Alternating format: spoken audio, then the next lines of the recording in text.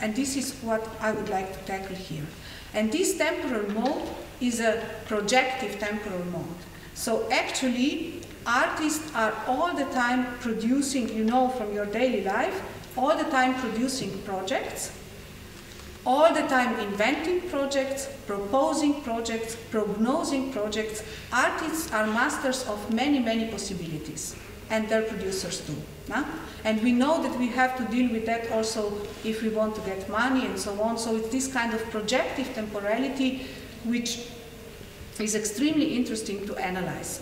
First, because projective temporality doesn't allow any laziness anymore.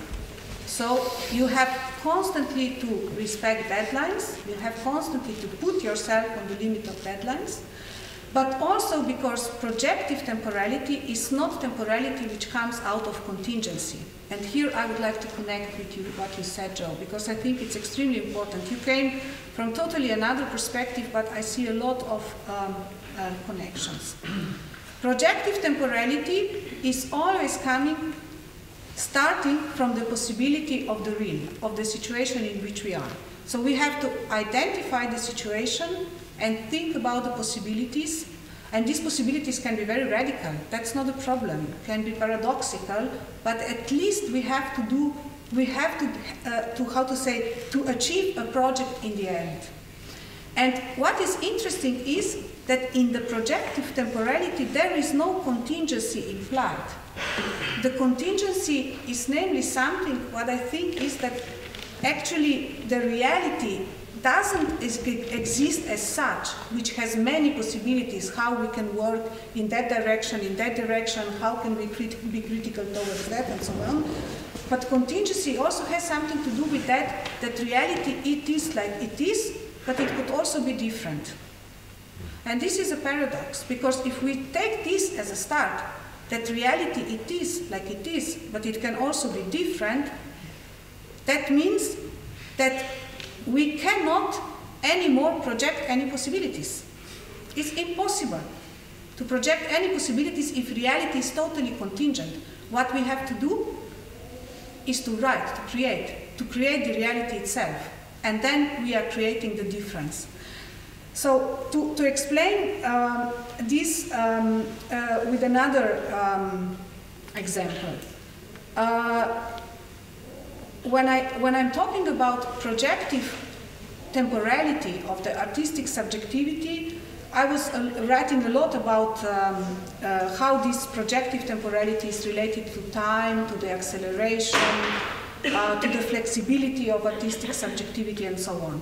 And then of course I always have these kind of problems. Then on the other side you always have this kind of, so what is the opposite of it? The opposite of it is then being slow, being lazy, being in a kind of paradise, which is also a kind of privilege, because you know that today being slow, it's basically a kind of privilege of a Western world, and that's also a kind of paradox. But I think that what I try to think about here is not so much about that you have now, because you have this kind of accelerated tempo of creativity, that you just have to go out and try to, I don't know, to go on a small island and live, or to go into, or to take one of the solutions of the 60s, but actually that the problem is that the temporality in which we live is totally appropriated by production, by the productive way of being. That means that actually there is no possibility to take time to experience the contingency of your reality in which you are. Because when you experience the contingency of your reality in which you are, that means that you are creating different reality with other people, a virtual reality, another reality. Because the thought is not operating like that it would be a kind of identity on the start, and then the thought would propose possible words, but the thought is always operating like that it is inventing reality. And very concretely that means, because I was thinking what Bojana said also at the beginning, about discussions here in that space and so on, how they are basically bringing you back the anxiety, that you are reproducing the anxiety.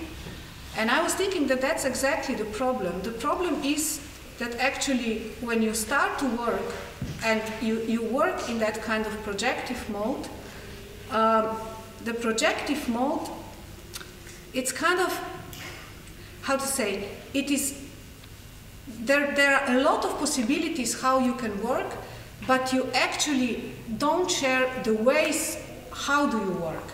So actually there are a lot of possibilities how you can work critically, how you can open the format and so on, but at the same time, as you said, the same anxiety is reproduced again and again. And that is because the reality is already identified. It is a projective reality, how you have to work towards something. And very interesting example then for me was the performance, which is somehow connected in a very strange way with what Stilinovic wrote already in the beginning of the 90s. And this is the performance you probably know. It's a performance by Xavier Leroy, product of other circumstances from 2009. No? And it is very interesting in that performance, of course, that I saw that performance in Gießen at the conference, and actually at the end of the performance, Xavier Leroy had a discussion, and the discussion among the audience almost always went, he said, in a kind of discussion, yeah, but you cannot do Buto in 3 weeks. This is a performance where he is doing Buto in 3 weeks. So he is explaining in the performance and showing us how he did Buto in 3 weeks, how he did Buto exercises and so on. And of course, the magic of that performance is that it is always catching you in the possibility of your reality. So you start to discuss with him, yeah, but you know, here you were good, but here you were not okay. Here you didn't really do it well. So it's really difficult. This is really very special technique. But what Xavier Leroy wanted to do in that kind of performance is that he really wanted to research the circumstances of the production in which many of the artists are working today. And these circumstances of the production in which many of the artists are working today, probably you know by yourself. So actually you have 3 weeks to make a project, so you have to quickly go to the internet to collect the information so that you know. So he was showing us how he went to the internet, collect the information about Buto.